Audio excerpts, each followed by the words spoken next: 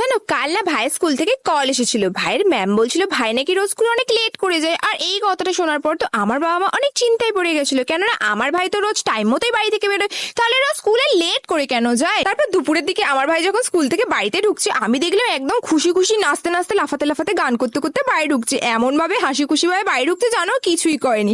আর আমি ওইদিকে ওকে বলে দিলাম, আয় আয়, তোর জন্য তো একটা স্পেশাল সারপ্রাইজ ওয়েট করছে। আর আমার ভাই তো আমাকে বলছে, দিদি কি সারপ্রাইজ, বল না বল।